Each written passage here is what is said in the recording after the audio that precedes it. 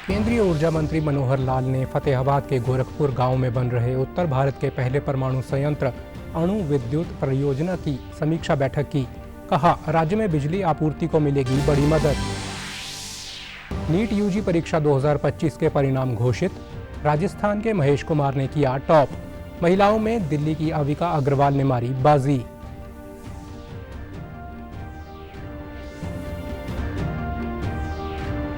NSG, NDRF, वायुसेना, FSL, DGCA और CISF की टीमें अहमदाबाद में प्लेन क्रैश साइट पर मलबे का कर रही हैं निरीक्षण। नागरिक उड्डयन मंत्री राम मोहन नायडू की हवाई सुरक्षा पर उच्च स्तरीय बैठक। और दिल्ली में आयुष मंत्रालय के योग कनेक्ट हाइब्रिड ग्लोबल समिट की हुई शुरुआत। योग गुरु और स्वास्थ्य विशेषज्ञ समेत कई दिग्गज हुए शामिल।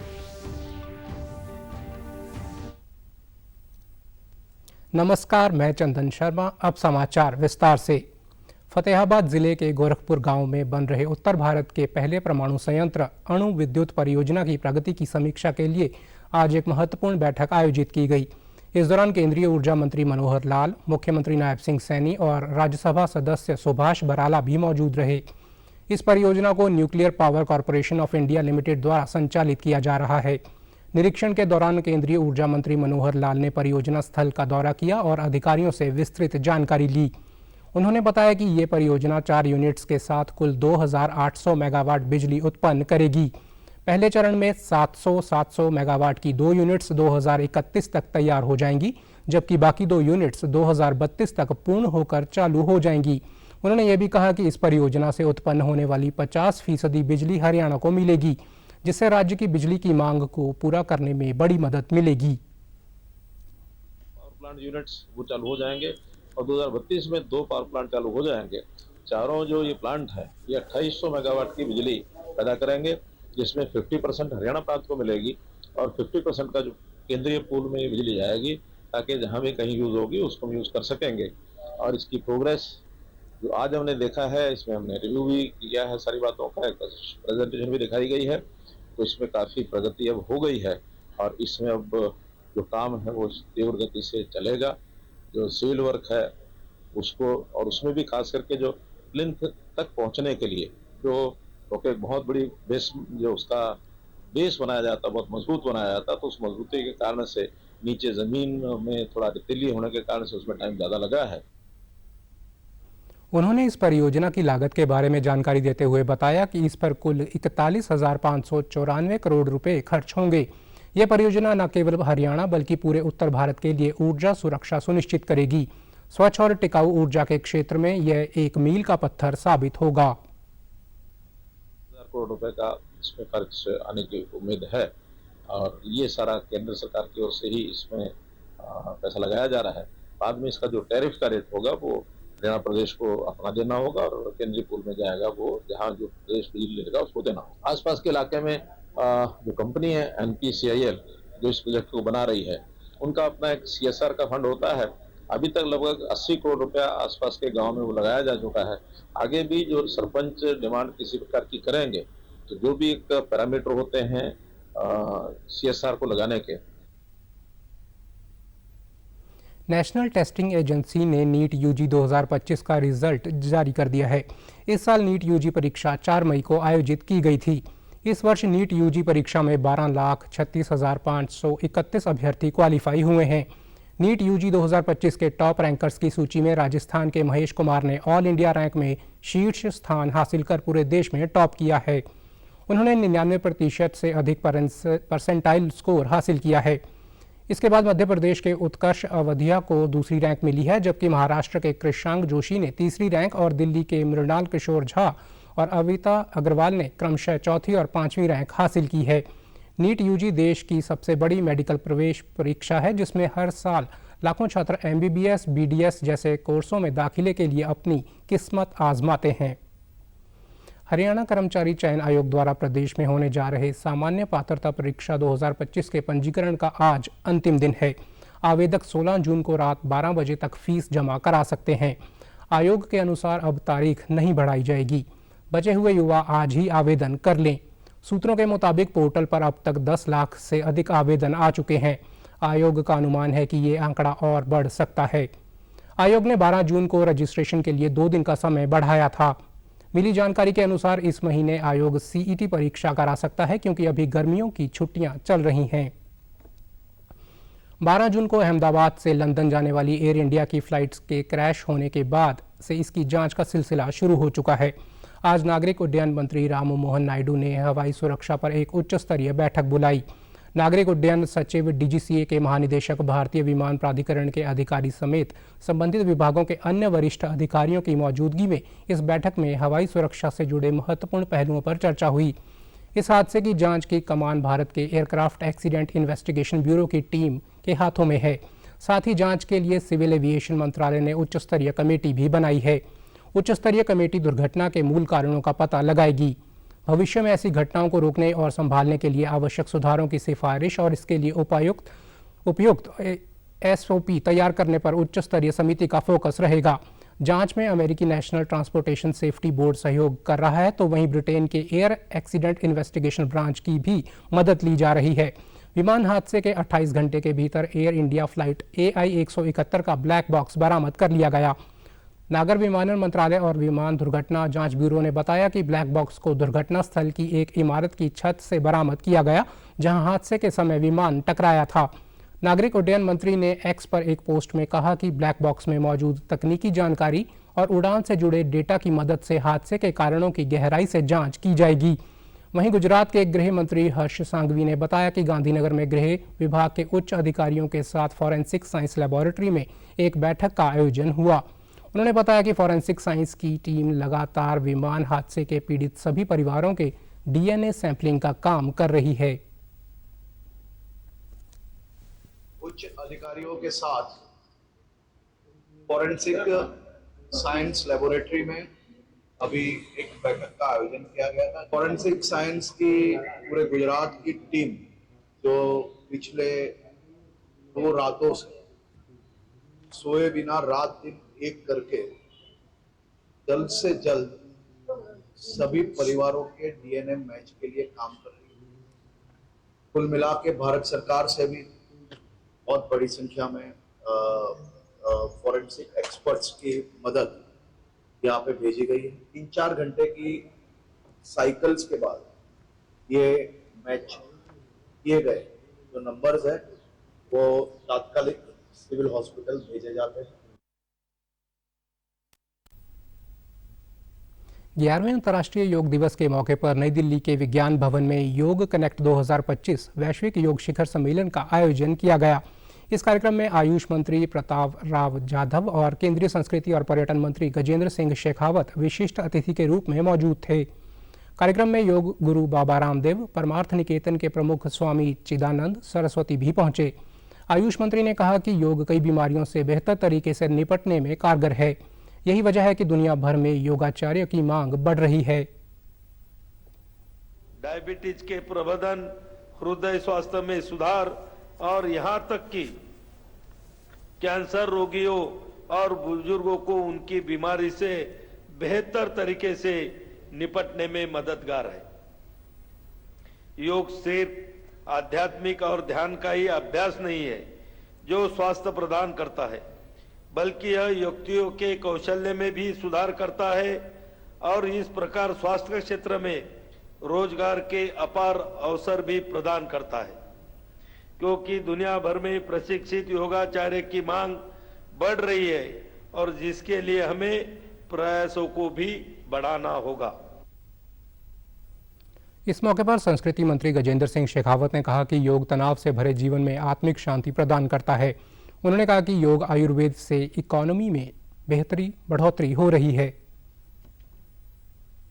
देश की सरकार और विभिन्न प्राइवेट संस्थान देश के इस आयुर्वेद की थाती को वैश्विक कल्याण के लिए एक तरफ जहां नियोजित करने के लिए काम कर रहे हैं, वहीं दूसरी तरफ ये भारत के लिए एक बड़ा इकोनॉमिक मॉडल जो है वो उसके कारण से खड़ा हो रहा है। और आने वाले समय में भारत सांस्कृतिक शक्ति के आधार पर, भारत हमारी इस पुरानी परंपराओं के आधार पर भारत हमारे इस पुराने ज्ञान और सांस्कृतिक वैभव के आधार पर, इस कल्चरल प्रोग्रेस के आधार पर एक नई इकोनॉमी, जिसको आज पूरे विश्व के वर्टिकल पे एक नए ऑरेंज इकोनॉमिक वर्टिकल के रूप में पहचान मिली है, उसमें विश्व का नेतृत्वकर्ता बनने की तरफ आगे बढ़ रहा है।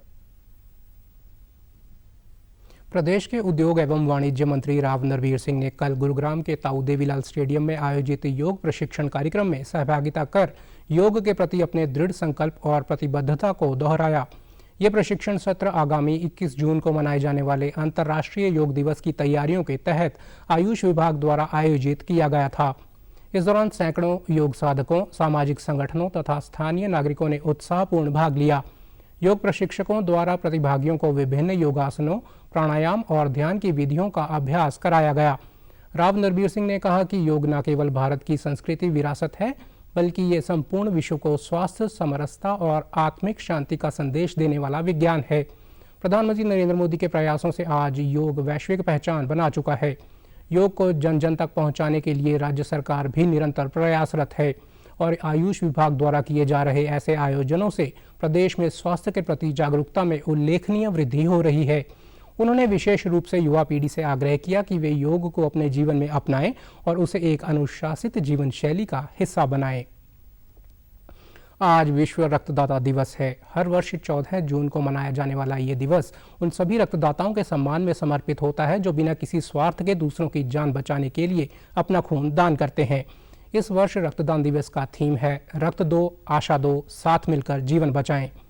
इसी कड़ी में आज पंचकूला के सेक्टर 7 में जिला रेड क्रॉस सोसाइटी द्वारा आयोजित रक्तदान शिविर में 70 रक्तदाताओं ने रक्तदान किया। कार्यक्रम में हरियाणा रेड क्रॉस सोसाइटी के महासचिव महेश जोशी ने मुख्य अतिथि के तौर पर शिरकत करते हुए रक्तदाताओं को बैच लगाकर उनका हौसला बढ़ाया। उन्होंने कहा कि रक्तदान को लेकर समाज में आज जागरूकता बढ़ी है। हरियाणा राज्य की इकाई द्वारा वर्ष 2024-25 में 4,330 कैंप लगाए गए, जिनमें 2,40,779 यूनिट रक्तदान किया गया। यह रक्त बहुत से ज़रूरतमंदों के जीवन में रोशनी लेकर आया है। आज प्रदेश के सभी जिलों में रक्तदान कैंप लगाए गए हैं। उन्होंने कहा कि आज के समय में रक्त के व्यवसायीकरण को रोकने की आवश्यकता है, जिसके लिए जागरूकता जरूरी है ताकि लोगों को शुद्ध रक्त मिल सके। 2,40,779 यूनिट्स ब्लड एकत्रित हुए, जिसके द्वारा ऐसे बहुत से लोगों की जान बची जिन लोगों को जीवन के लिए रक्त की आवश्यकता थी। आज रक्तदाता ये जो दिवस है, इस उपलक्ष्य में हमने पूरे हरियाणा के सभी जिलों को इस बात के लिए सुनिश्चित किया है कि आज इसके उपलक्ष्य में ब्लड डोनेशन के कैंप लगाए जाए। आज पूरे हरियाणा में इसके लिए ब्लड डोनेशन कैंप लग रहे हैं। उसकी सहायता के लिए हमने केंद्र से, हरियाणा स्टेट के ऑफिस से भी सबको सहायता भी भेजी है। वहीं इस दौरान 180 बार रक्तदान करने वाले रणदीप बत्ता ने कहा कि रक्तदान करके आप स्वयं को स्वस्थ, तंदुरुस्त व कई बीमारियों से बचा सकते हैं। उन्होंने आज 180वीं बार रक्तदान किया है। उनकी सुपुत्री का जन्मदिन भी विश्व रक्तदाता दिवस के दिन होता है।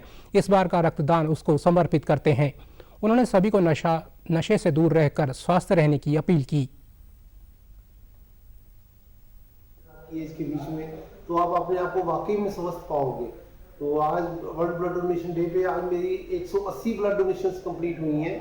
तो अभी मैं पहला इंडियन हूँ जो कश्मीर से कन्याकुमारी हर स्टेट की कैपिटल में जाके ब्लड डोनेट कर रहा हूँ, लोगों को अवेयर कर रहा हूँ इसके लिए। और अभी तक मैं 26 राज्यों में ब्लड डोनेट कर चुका हूँ। तो इस कारण मुझे कई बार सम्मानित भी किया गया है, जो आप लोगों की ब्लेसिंग्स है। मेरी एक खास दिन है मेरे लिए, वर्ल्ड ब्लड डोनेशन डे तो है ही है। आज मेरी बिटिया गायत्री का बर्थडे भी होता है, मैं उसी को डेडिकेट करना चाहूँगा ब्लड डोनेशन डे के लिए। वहीं शिव कांवड़ संघ चैरिटेबल सोसाइटी के अध्यक्ष राकेश कुमार सांगर ने कहा कि उनकी संस्था रक्तदान के सामाजिक कार्य में पिछले कई वर्षों से कार्य कर रही है। रक्तदान शिविर लगाकर स्थानीय ब्लड बैंकों को 18 से 20,000 यूनिट्स ब्लड बैंक हम मुहैया करवा रहे हैं। और इस मुहिम में हमारे साथ कोई धार्मिक, सामाजिक और हमारे जो वॉलंटियर्स हैं वो डे एंड नाइट मेहनत करके, हमारा एक ही मिशन है कि हॉस्पिटल में रिप्लेसमेंट बंद करवाना। तो मैं दोबारा फिर कहूँगा कि 2016 से लेकर 2025 मई तक हम लोगों ने 2002 रक्तदान शिविर लगाकर 1,19,971 यूनिट ट्राई सिटी के ब्लड बैंक को प्रोवाइड किया। उधर विश्व रक्तदान दिवस के अवसर पर पलवल में जिला रेड क्रॉस सोसाइटी द्वारा रक्तदान शिविर का आयोजन किया गया। इस शिविर में खेल राज्य मंत्री गौरव गौतम ने रक्तदाताओं को बैच लगाकर उनका हौसला बढ़ाया और युवाओं को रक्तदान करने के लिए प्रेरित किया। साथ ही उन्होंने रक्तदान के क्षेत्र में कार्य करने वाली संस्थाओं को सम्मानित किया और दिव्यांगजनों को सहायक उपकरण वितरित किए। इस अवसर पर लोगों को रक्तदान करने की शपथ भी दिलाई गई। गौरव गौतम ने कहा कि रक्तदान महादान है, इससे किसी दूसरे की जिंदगी को बचाया जा सकता है। रक्तदान एक ऐसा कार्य है जो मानवता की सेवा में किया जाता है। रक्तदान करने से किसी को कोई नुकसान नहीं होता, बल्कि ये स्वास्थ्य के लिए भी फायदेमंद होता है।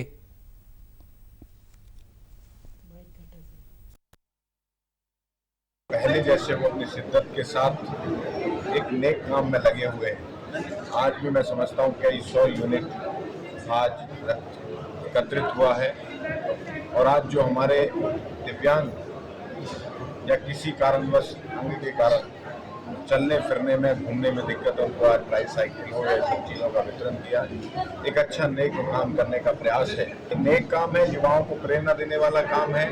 मैं सभी डोनर्स को और जो इसको ऑर्गेनाइज कर रही पूरी टीम को बहुत बहुत शुभकामना देता हूँ और समय समय पर ये लोग इस प्रकार के आयोजन करते हैं जिससे समाज में युवाओं में आने वाली पीढ़ी में प्रेरणा का काम करके मैं बहुत बहुत बधाई देता हूँ। सोसाइटी के सचिव ब्रिजेंद्र सौरोत ने बताया कि कई बार मरीजों के शरीर में खून की मात्रा इतनी कम हो जाती है कि उन्हें किसी और व्यक्ति से रक्त लेने की आवश्यकता पड़ जाती है। ऐसी ही इमरजेंसी स्थिति में रक्त की आपूर्ति के लिए लोगों को रक्तदान करने के लिए आगे आना चाहिए। 2025 का world red cross donor day का जो थीम है give blood give hope we can save lives, यानी गिव ब्लड, रक्त दीजिए, एक आशा जगाइए जिससे कि हम काफी जानों को बचा सकें। तो इसी कड़ी में रक्तदान की मुहिम जो निरंतर आगे बढ़ती जा रही है। आज इसी कड़ी में यहाँ पलवल जिले में लगभग 4 रक्तदान शिविर आयोजित किए जा रहे हैं और रक्तदान की मुहिम जो कि निरंतर पलवल में मैं जब से 2008 से देख रहा हूँ कि इसमें बढ़ोतरी हुई है। पहले लोग रक्तदान करने से हिचकिचाते थे, डरते थे, लेकिन पिछले 10-15 वर्षों में काफी तेजी आई है। बहुत लोग अवेयर हुए हैं और पलवल रक्तदान के क्षेत्र में पिछड़ा नहीं है। मेरे को बहुत बेटर फील हो रहा है एंड ब्लड डोनेशन करने के बहुत सारे बेनिफिट्स हैं, जैसे कि हमारी बॉडी अच्छी होती है। 10 से 15 दिन में ब्लड हमारा दोबारा वही सर्कुलेशन में आ जाता है और ब्लड डोनेट करने से बहुत सारे बेनिफिट्स हैं हमारी बॉडी के लिए भी।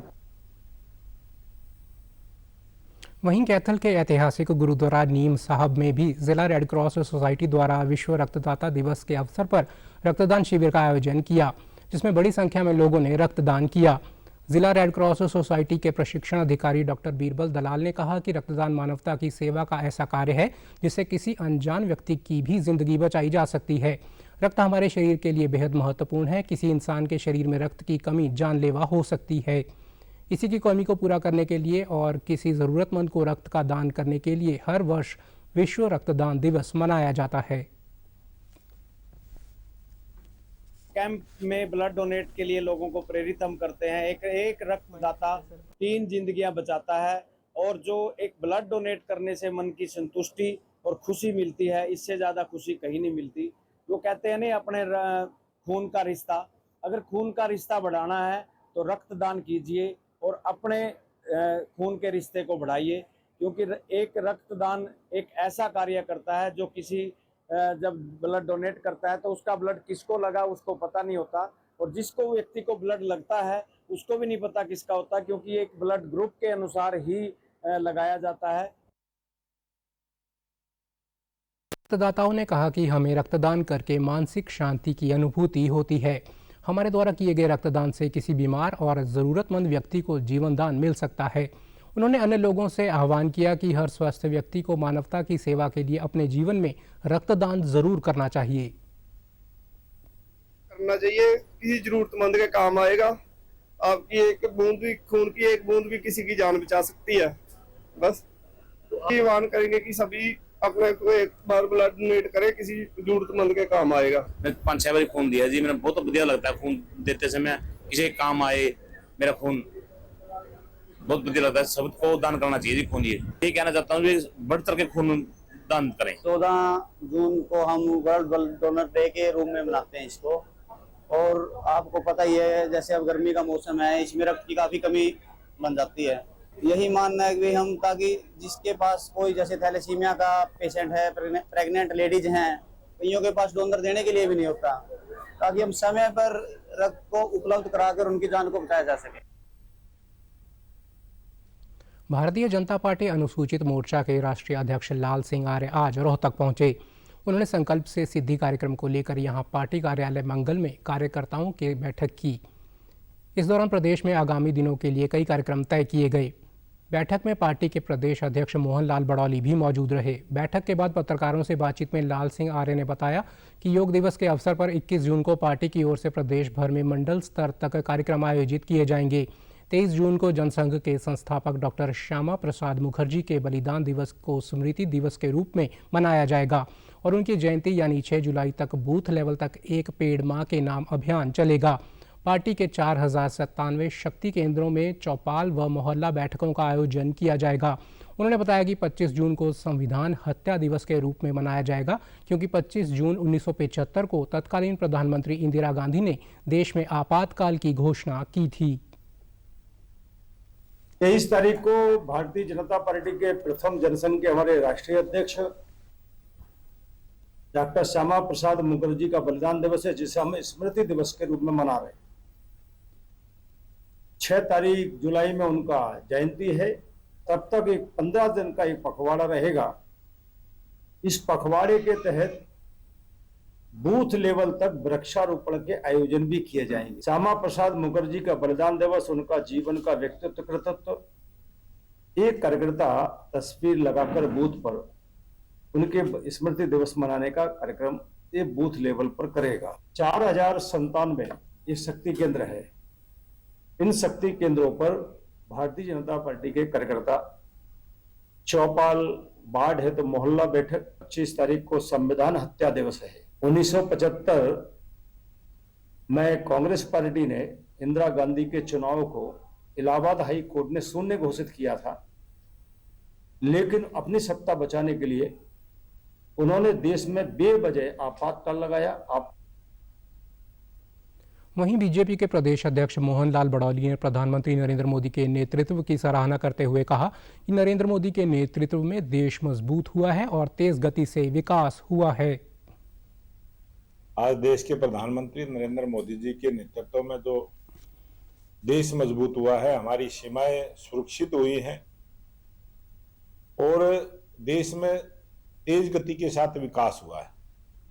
आप सब ने देखा है कि जब 2014 में देश के प्रधानमंत्री नरेंद्र मोदी जी बने, उस समय आर्थिक दृष्टि से हमारा देश 11वें स्थान पर था और लगातार 11 वर्षों में जहां हम पीछे 5वें नंबर पर थे, अभी जो 1.5 महीना पहले जो सर्वे आया है उसमें आज भारत 4थे स्थान पर है।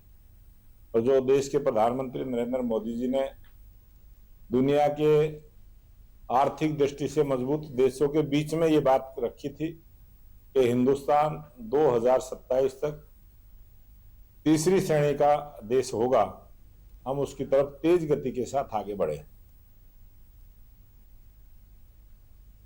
सरकार की महत्वाकांक्षी गौ सेवा योजना के अंतर्गत प्रदेश की गौशालाओं को आत्मनिर्भर बनाने की दिशा में कई अहम कदम उठाए जा रहे हैं। इसी कड़ी में फतेहाबाद जिले के नई पहल की शुरुआत हो चुकी है।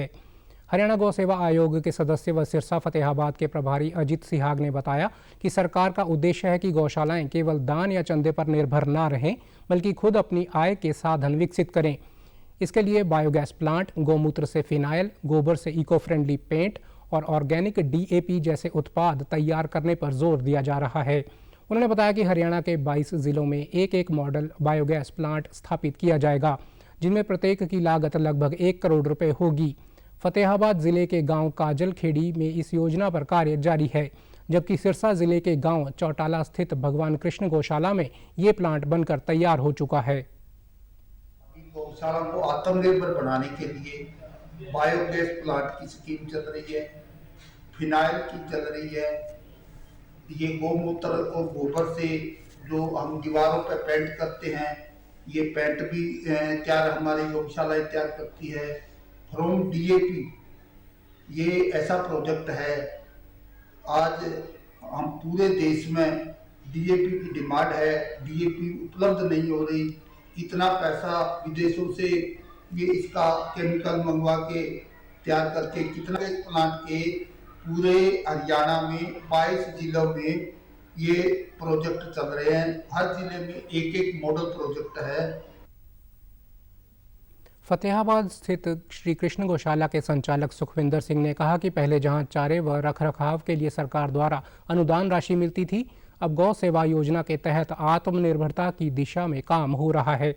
इससे न केवल संचालन में सुधार होगा बल्कि आमदनी भी बढ़ेगी। वहीं स्थानीय गौ सेवकों ने कहा कि बायोगैस प्लांट से ईंधन, फिनाइल से सफाई और ऑर्गेनिक डीएपी से खेती को लाभ होगा। इससे गौशालाएं केवल सेवा का केंद्र नहीं बल्कि ग्रामीण रोजगार और पर्यावरण सुधार का माध्यम बनेंगी। काजलेड़ी में लगा हुआ है, सिरसा में, चौटाला में लगा हुआ है। ये सरकार की बहुत अच्छी परियोजना है। सभी गौशालाओं को इसका, जो सरकार की ये स्कीम है, उसका लाभ उठाना चाहिए और सरकार प्रत्येक गौशाला में हर सुविधा पहुंचाने की कोशिश कर रही है। पहले गौओं के लिए ये सरकार बहुत अच्छा हरे चारे के लिए कर रही है और उनका बहुत योगदान है जी हरे चारे के लिए। अब जैसे कि अपना बायोगैस वगैरह और डीएपी के लिए और फर्नाइल के लिए और गौमूत्र और गोबर के से जो पेंट तैयार होगा और दीवारों के लिए, उसके लिए बहुत अच्छा काम कर रही है। जो उसकी बचत होगी और गांव के लिए रख रखाव के लिए बहुत कर रही है। देखो बहुत अच्छा काम कर रही है। जो जब से जो सरकार बनी है उन्होंने गांव के लिए अच्छे काम ही किए हैं। मुख्यमंत्री नायब सिंह सैनी द्वारा वर्ष 2025-26 के बजट अभिभाषण में की गई घोषणाओं को लेकर अब प्रशासनिक स्तर पर तीव्रता लाई जा रही है। सीएम के अतिरिक्त प्रधान सचिव डॉक्टर साकेत कुमार ने यह स्पष्ट किया है कि ये घोषणाएं केवल वादे नहीं बल्कि जन कल्याण के लिए संकल्प हैं, जिन्हें धरातल पर उतारना पहली प्राथमिकता है। उन्होंने सभी विभागों को निर्देश दिए कि दिसंबर 2025 से पूर्व सभी घोषणाओं की ठोस प्रगति नजर आनी चाहिए। वे कल हरियाणा निवास में आयोजित एक उच्च स्तरीय समीक्षा बैठक की अध्यक्षता कर रहे थे, जिसमें विभिन्न विभागों से संबंधित 79 घोषणाओं की स्थिति का मूल्यांकन किया गया। उन्होंने कहा कि प्रत्येक विभाग को अपनी घोषणाओं के क्रियान्वयन के लिए नोडल अधिकारियों की जिम्मेदारी तय करनी चाहिए ताकि कार्यप्रणाली में स्पष्टता और उत्तरदायित्व बना रहे। उन्होंने यह भी आश्वस्त किया कि घोषणाओं के लिए आवश्यक धनराशि की कोई कमी नहीं रहने दी जाएगी। वर्ष 2025-26 के बजट में शिक्षा से जुड़ी सर्वाधिक 28 घोषणाएं की गई हैं। माध्यमिक, उच्चतर और तकनीकी शिक्षा विभागों को निर्देश दिए गए हैं कि वे अन्य संबद्ध विभागों के साथ समन्वय कर फाइल प्रक्रिया शीघ्रता से पूरी करें ताकि सभी कार्य समयबद्ध तरीके से पूर्ण हो सकें। उन्होंने अधिकारियों को यह भी निर्देश दिए कि सभी घोषणाओं की विस्तृत परियोजना रिपोर्ट तैयार कर हरियाणा इंजीनियरिंग वर्क्स पोर्टल पर अपलोड करें और जल्द से जल्द निविदा प्रक्रिया पूरी करें। उन्होंने शहरी क्षेत्रों में पुराने कचरे का निस्तारण को भी प्राथमिकता से करने को कहा ताकि स्वच्छता के क्षेत्र में ठोस बदलाव महसूस हो सके। प्रदेश के सामाजिक न्याय एवं अधिकारिता मंत्री कृष्ण कुमार बेदी ने कहा कि हरियाणा अनुसूचित जाति वित्त एवं विकास निगम ने वित्त वर्ष 2025-26 के दौरान मई माह तक विभिन्न योजनाओं के अंतर्गत अनुसूचित जाति के 311 लाभार्थियों को 221.74 लाख रुपए की वित्तीय सहायता प्रदान की है, जिसमें 24.14 लाख रुपए की सब्सिडी भी शामिल है। उन्होंने बताया कि निगम द्वारा अनुसूचित जाति से संबंधित लोगों को विभिन्न श्रेणियों के अंतर्गत ऋण मुहैया करवाया जाता है ताकि वे अपना कारोबार और स्वयं रोजगार स्थापित कर सकें। इन श्रेणियों में कृषि एवं संबद्ध क्षेत्र, औद्योगिक क्षेत्र, व्यापार और कारोबार क्षेत्र तथा स्वयं रोजगार क्षेत्र शामिल हैं। राष्ट्रीय अनुसूचित जाति वित्त एवं विकास निगम की सहायता से लागू योजनाओं के तहत भी उन्हें वित्तीय सहायता प्रदान की जा रही है। हरियाणा सरकार ने राज्य में भीषण गर्मी की स्थिति के बीच लोगों से सतर्क रहने और खुद को एवं अपने परिवार तथा पशुओं को भीषण गर्मी से बचाने के लिए सक्रिय कदम उठाने का आह्वान किया है। राजस्व एवं आपदा प्रबंधन विभाग की वित्त आयुक्त डॉक्टर सुमिता मिश्रा ने उपायुक्तों को निर्देश दिए कि जिले में गर्मी से बचाव के लिए प्रचार करें और यह सुनिश्चित करें कि मनुष्यों और पशुओं पर होने वाले दुष्प्रभावों को कम करने के लिए पर्याप्त उपाय किए जाएं। इनमें सार्वजनिक स्थानों पर पर्याप्त पेयजल उपलब्ध कराना, गर्मी से बचाव के लिए जागरूकता अभियान शुरू करना, स्वास्थ्य केंद्रों पर हीट स्ट्रोक रोगियों के लिए पर्याप्त चिकित्सा आपूर्ति सुनिश्चित करना और हीट वेव के चरम घंटों के दौरान मैनुअल मजदूरों, फेरी वालों, विक्रेताओं और रिक्शा चालकों के लिए काम के घंटे के बारे में सलाह जारी करना शामिल है। निर्जलीकरण से प्रभावी रूप से निपटने के लिए सभी प्राथमिक स्वास्थ्य केंद्रों और सामुदायिक स्वास्थ्य केंद्रों को पर्याप्त सलाइन घोल और पर्याप्त बिस्तरों की पूरी तरह सुसज्जित रखने के निर्देश दिए गए हैं। उन्होंने नागरिकों को सलाह दी है कि वे प्यासे न होने पर भी पर्याप्त पानी पिएं और यात्रा करते समय पानी साथ रखें। डॉक्टर मिश्रा ने कामगारों के स्वास्थ्य की रक्षा और उत्पादकता बढ़ाने के लिए तेज़ गर्मी के समय से बचने के लिए काम के घंटों को पुनर्निर्धारित किया जाना चाहिए। श्रम विभाग को स्वास्थ्य विभाग के साथ समन्वय करने के लिए भी निर्देशित किया गया है। विशेष रूप से अनौपचारिक क्षेत्रों और बस्तियों में स्वास्थ्य शिविर आयोजित करने और ये सुनिश्चित करने के लिए कि गर्मी से संबंधित बीमारियों से निपटने के लिए कार्यस्थलों पर आपातकालीन चिकित्सा सहायता आसानी से उपलब्ध हो।